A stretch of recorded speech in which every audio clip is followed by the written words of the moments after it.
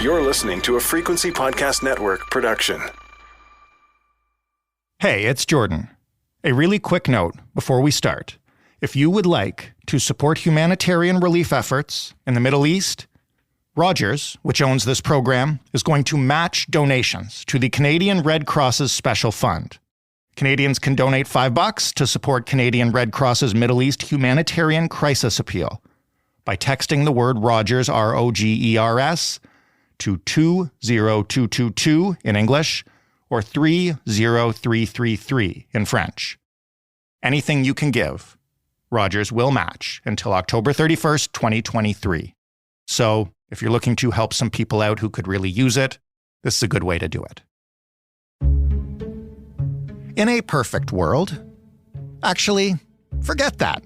Just in a reasonably sane world, acknowledging a problem massively and publicly and repeatedly would be a great first step. One that would lead to a second step and a third step, and so on. Anyway, here's the first step. We said we'd work with municipalities to get housing built faster, and that's exactly what we're doing right across the country. Today we got the devastating news that not only are we not increasing home building was down in August. We have to build 1.5 million homes. Everyone has to divide that share up, and we need homes. Every politician in Canada will tell you that we need more homes, that Canada faces a housing crisis. Canada's Mortgage and Housing Corporation released a report last month, in fact, that found we need 3.5 million new homes by 2030 to restore affordability. So yeah, we got the acknowledging the problem bit down pat, and we have for a while. So now surely, we are ramping up construction, recognizing the urgency, and ensuring that we're doing everything we can to close that gap. Would it surprise you to hear that the answer to that is not so much? In fact, the answer to that is not at all. A second report, this one from the Canadian Centre for Policy Alternatives, has found that right now, we are actually building fewer homes than we were during the worst of the pandemic. A time, as you may recall, when many construction sites were shuttered completely. Never mind slowly closing the gap. We are actively widening it. To put this bluntly, what the hell? What is getting in the way of building new homes in Canada? Why aren't developers launching new projects? And if they won't, why aren't our various governments? Why? For all the public hand-wringing on this issue, on every side of the political aisle, why aren't the bleepin' shovels in the bleepin' ground?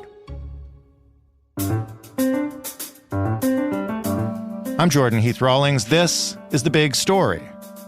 David Macdonald is a senior economist for the Canadian Centre for Policy Alternatives National Office. He is the author of that report I just mentioned. Hello, David. Thanks so much for having me. It is a pleasure. I wish we were here to deliver some good news, but since we're talking about housing in Canada, that rarely happens. That's right.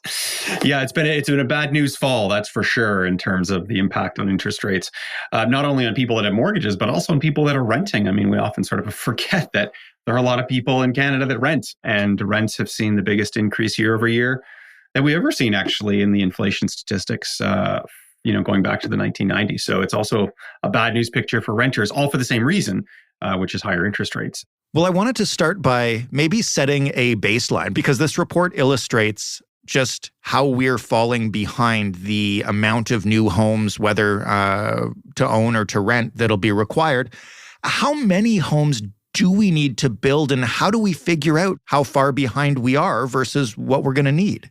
Yeah, I mean, so CMHC, this is the federal government's housing authority, published and actually updated a report they did last year, just in September, so just last month, where they were looking at estimates going out to 2030 of the number of houses we would need, quote unquote. Now, of course, the we would need piece we could talk about in a little second. We're on track to build 2.3 million new houses between now and 2030. But they think that we should be building closer to 6 million. So we'd have to more than double our rate of home construction to hit this 6 million number, just under 6 million number by 2030. In Ontario as well, the Ontario government's projection is 1.5 million, which is roughly in line with the CMHC figure, in terms of additional houses that would need to be built there. Mm-hmm. Why do we need to double construction? Well, there's a couple factors in this analysis. The first is obviously just affordability. We have seen some decline in house prices since interest rates went up, but they're still nowhere near where they were in 2019. And no one thought that 2019 was the paragon of affordability for houses in Canada. Mm-hmm. So the goal for the CMHC report is to get affordability back to 2004 levels. It was around that time when we started to see this big kickoff of increases in house prices that hasn't stopped. Right. You could have this discussion in 2010 or 2015, houses are completely unaffordable in 2015, and then they doubled between 2015 and 2019, and then they doubled again between 2019 and 2022. And, they've come down a bit, but we're still well ahead of where we were in 2019. The CMHC target in terms of what they define as affordability is people spending no more than 30% of their income on housing. Mm-hmm. So that can be on rent, but it can also be in terms of your mortgage costs, for instance. But for a lot of people in big cities, that's pretty unobtainable. A lot of people are spending a lot more than 30% of their income on rent. But it would have been much closer to that in 2004. And so you want to get it back to being that affordable level. You want to factor in population growth, which is going to happen between now and 2030. And you also want to factor in household size preferences. If you go back 20 or 30 years, you had much larger household sizes. Right. More people were living together, and therefore you didn't need as many houses because people were living together. We prefer as Canadians now, because marriage happens later, for instance, to live alone for a longer period, and therefore you need a lot more houses to cover that. And so this is kind of a housing preference. We've roughly kept up pace in terms of new builds with population growth over the last 5 or 10 years since the last census. But the problem is we have a preference for smaller household size, and so we need more houses. The big headline from your report, where it was covered in the media, is that we're currently building fewer homes now than during lockdown in 2020. And I have two questions about that. The first is, how do we measure that? Is that by homes coming on the market, the rates of approvals for zoning, or how many homes we're making per month? And second is just how is that possible given the goals that you just outlined of where we need to get? The measure that I settled on was investment. So this is the amount of money that's being spent in general on things that are being built, that have yet to be switched over and sold to the end, investor, owner, or whatever. So it really smooths out the apartments data, but gets the in-between of, did you start a house, then you didn't finish it? Did you get a permit, but then you didn't build it? Did you get an apartment block that's 50 units and you're building it? That still counts towards investment. So, the big takeaway is that since rate hikes started, we're seeing big declines across the board in this investment figure. It's worse in single-family homes, which are down by a third since rate hikes started. In semi-detached, it's down by about a quarter. In apartment buildings, it's down by about a fifth. Row houses, it's pretty equal. Row houses were down a little bit when the rate hike started in any event, and so that's relatively equal. And so I've sort of compared it, both to when the rate hike started in February 2020, or rather just before they started. But you can also compare it to April of 2020. This was in the depths of the lockdown. Depending on which province you were in, construction sites were actually closed as opposed to there being some restriction. They were legitimately closed. People were on EI, right? Or on CERB at that point. Mm-hmm. And so even compared to that as a measure, we're below that in every single one of these categories, spending less in new residential construction now than in a period where, job sites were just closed down by law. And so this obviously does not bode well for the future. Now, of course, it takes time to build. Houses are in the neighborhood of 18 months. Once you get into sort of apartment blocks, that's anywhere 2 years and up from the start of construction to completion, where you're actually turning that, you're handing the keys over. But even that kind of underestimates what happened, because there's a process that happens before you start building, right? You've got to buy the land, you've got to get the permits, you've got to get buildings approved, and then you break ground. And so you think of apartment buildings, it's more like 5 years in kind of the best case scenario between when it's a twinkle in someone's eye and you're giving keys out to people and saying, come move into your new apartment building. So lag times are large. And this is, in some sense, a longer term impact of interest rates on the housing market, because we're seeing this decline now that's going to impact us for years. We've just covered the insane demand that we're going to have for housing over the next 10, 20 years. Why would rising interest rates now deter developers from investing in that housing that they clearly know there will be a huge market for? Well, I mean, they're reacting to the market as it exists now, not to the market that may exist 5 or 10 years from now. And so what the issue is interest rates constrain people's ability to pay for new builds. So a year and a half ago, when the interest rates were zero, you could afford a lot more house because your mortgage payments were a lot less for your $1 million house or $500,000 house or whatever than you can today when interest rates are 5% higher. And so you just can't afford those mortgage payments anymore. And so we've seen a big decline in the volume of houses that are being transacted. And so as a home builder, you look at this and you say, I'm going to build these houses at my cost. I've got carrying costs myself, right? So, you're building a house. Well, you got to finance that somehow. You got to go to the bank and say, look, I need a loan. And the bank says, well, you know how we gave you that last loan? It's 5 percentage points more. So your costs have gone up. And then you think, okay, now I've got to turn around and sell this house. And all these folks are drowning in debt and they can't get a mortgage, or they can get a mortgage, but they can't afford as much. Right. And so is that a risk you're willing to take on? Well, increasingly, you might say, no, it's not a risk I'm willing to take on because my own costs are going up as a result of interest rates. I'm not sure I can move this as a result of interest rates, whether it's an individual homeowner or even say a business, for instance, that's buying in a purpose-built rental apartment building. They might say, well, the economics don't work anymore. Maybe I could have made money given rental values, 2 years ago, but I can't now because I have to pay a much bigger mortgage. And so what's interesting here is that this is predictable. I mean, this was predicted by the Bank of Canada. There was a paper that they wrote just before the pandemic hit in 2018 where they looked at, if you jack up interest rates, what are the parts of the economy that get impacted by this? Top of the list, new residential investment. The bank did predict in advance that this would be the area that draws down economic growth. Their goal isn't house construction. They don't care about house construction per se. They care about the inflation rate. Right. And this is how it happens, is new residential constructions, renovations, as well as homeownership transfer costs. That's the other piece of it. So you've got a lot less volume in transactions because people aren't buying houses. And so everybody involved in that transaction, real estate agent fees, the mortgage brokers and so on, they have less business as well. And that's one of the other ways it affects GDP. Given that the Bank of Canada is not specifically in the business of making it easy for people to build houses, where is there a chance to break this logjam that is keeping us from building the houses that we will obviously need as the bank tries to sort of slow us down and avoid a recession? I mean, as you say, the Bank of Canada, their goal is not home construction. Their goal is not economic growth. Their goal is not a strong labor market. Their goal is lower inflation. And if we get there via a recession or via a collapse of the new construction residential housing, that's fine. Yeah. I think they would prefer it to be otherwise because they're human beings and so on. But they have a tool, it's interest rates. This is how interest rates work. They work by tanking residential investment in terms of new construction and renovation, as well as the homeownership stuff. Governments don't want this to happen. I mean, there's a lot of interest at the government levels, whether it's federal or provincial, in terms of encouraging new home construction.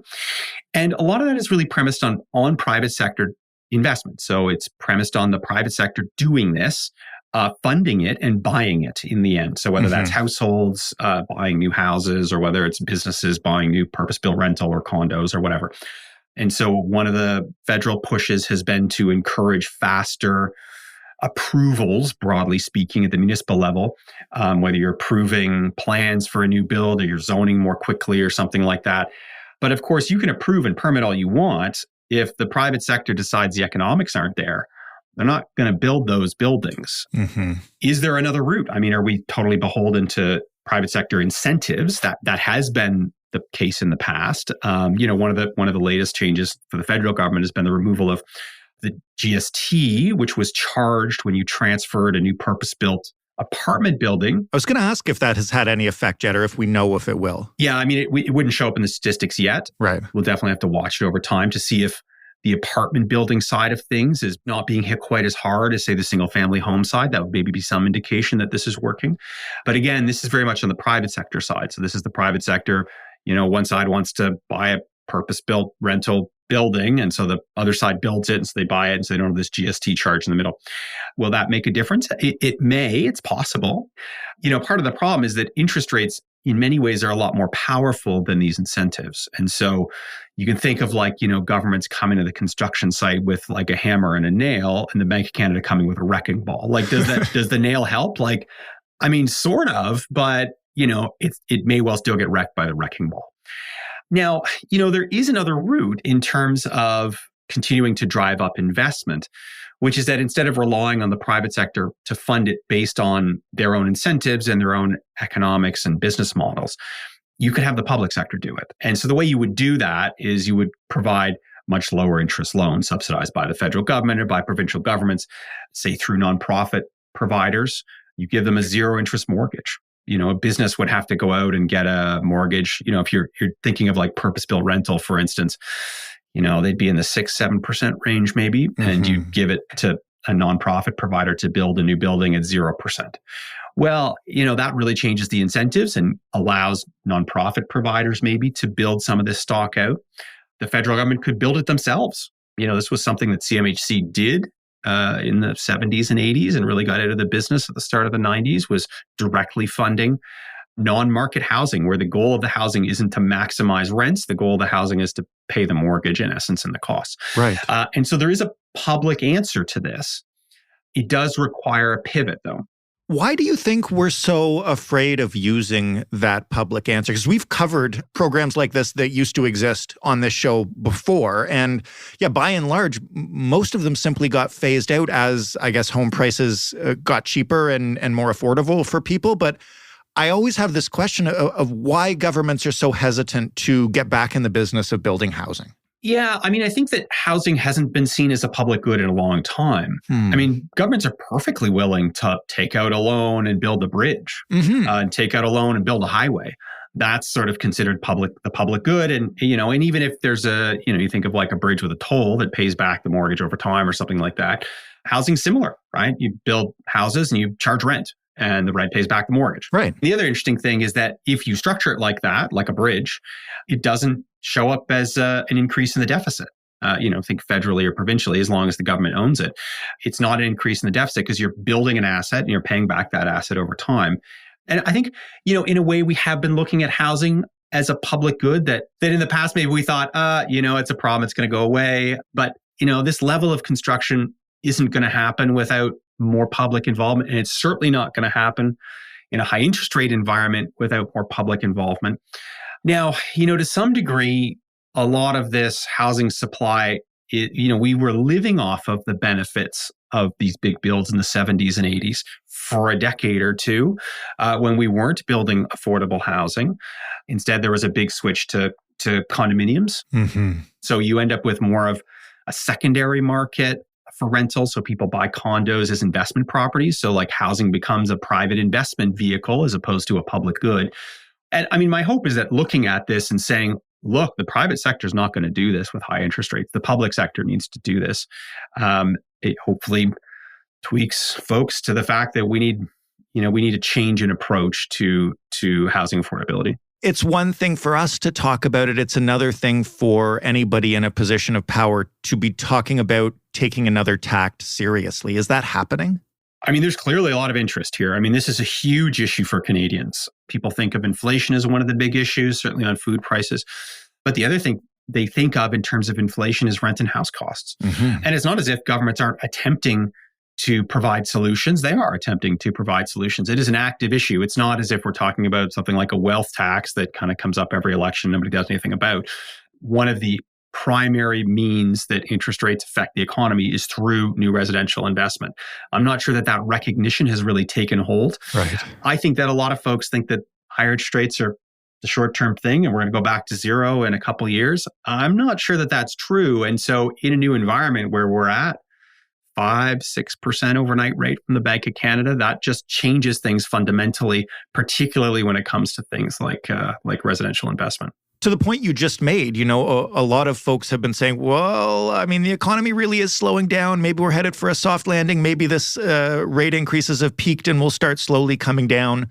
Do you see any evidence of that? And to elaborate on what you just said, like, what happens if this continues for another few years? How much further can we afford to fall behind? The trouble is that these are actually long-term solutions to affordability. Right. They're not short-term. Even if we double construction right now, which we haven't, and we're down 30% instead of up 50 or 100, this is a problem that's going to continue for a while. I think that there are probably shorter-term solutions that we haven't gotten to yet that would affect affordability. The rent in particular, I think that we could be much bolder here. And I think people are looking for bolder solutions. I mean, the GST credit on new purpose, this is a bit of kind of in the weeds. I'm not saying it's not going to have an impact. It may, but it is very much in the weeds. But I think more visible pieces could potentially change the story in the short term. Mm-hmm. One of the things that, there is a lot of purpose-built rental that exists and transacts. So people buy and sell purpose-built rental buildings. In big cities, there are nonprofit housing providers that are in the market for buying purpose-built rental. And one of the things we could do is provide them with very cheap mortgages, think of like 0% mortgages to outbid the private sector. So they outbid the private sector, move more units into the nonprofit side, reduce rents in the process. And so that's one thing that could happen. We could look at banning Airbnbs in big cities as a means of bringing a couple percentage points of rental from very short term into longer term rental is something that happened in New York just recently. Actually, it just happened this fall. Rent controls are a key part of constraining rental increases over time. So some provinces don't have rent controls at all, like Alberta. Some provinces like Ontario have them, but they can be sidestepped depending on when a building was built or depending on what else you're building. The other piece that's often discussed is moving investors out of a lot of the secondary rental markets, as investors owning condos, for instance. And you could do that pretty quickly if you wanted to, but it would require some big changes. One of them would be restricting mortgages. So you could say, look, if you want to be an investor in a condo, you get to put 80% down on that condo, not 20%. That would really change the economics of it if you had to buy it basically in cash. The other thing you could do is change transfer taxes on secondary units. So you could put transfer taxes on secondary units to 15-20% and say they're going to come in a year. Well, a lot of people would move those units in the next year. And so you see a big turnover between investors and owners. The one challenge with that, of course, is that there's a trade-off. That would probably reduce house prices, but previous studies on this shows that it often increases rents because those, secondary units, people aren't living in them. The point is they're buying them as investment properties to rent out. So it decreased the cost of, buying a condo, for instance, or buying, a row house that was otherwise rented, but now it's not on the rental market, so rents go up. And so, that's often discussed, but there's absolutely a trade-off there. We need to understand that trade-off. Right. Those are bold, right? The federal government came out tomorrow and said, we're banning Airbnb in the big cities. And that would be a substantial change, or changing the rules around, investors. That would be a substantial change. Yeah. I'm not sure we're there yet, but those would, they would have an impact in the short term. Now, when it comes to interest rates, we've got another decision coming up at the end of this month. We saw pretty negative news on the latest CPI data coming in at 4%, which is well above what the bank expected, which was around 3%, and well above their target, which is 2%. I'm concerned that we're going to see another data point on CPI, which will come in about a week and a bit. That CPI will be well above the top of their range, which is 3%, maybe at 3.5%. Mm-hmm. And that would almost certainly lock us in for another rate increase at the end of this month. Oh boy. And this is the concern, right? Is you end up in this situation where inflation isn't coming down as quickly as you'd like. And so the bank needs to be seen as being reputable, quote unquote, on this. And so we continue to see rates increase.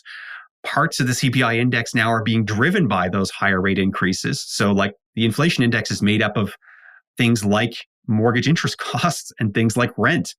Well, as interest rates go higher, those things go higher and they end up driving inflation. So part of inflation is being driven up by higher interest rates. While potentially other parts are being driven down, like new houses, but not as quickly. So it's not immediately obvious that higher interest rates are going to drive down inflation in the short term. And so this is, we're in this dangerous situation now where inflation has come down a bit, but it's not at target. And so we may see further rate hikes to come. We haven't seen real GDP growth in a year almost, since last October, except for January, where we did see sort of strong real GDP growth. But after that, it's been dead flat. It's been dead flat since January. No real GDP growth. It hasn't been negative, which would be a recession, but it hasn't been positive. We haven't seen that develop yet.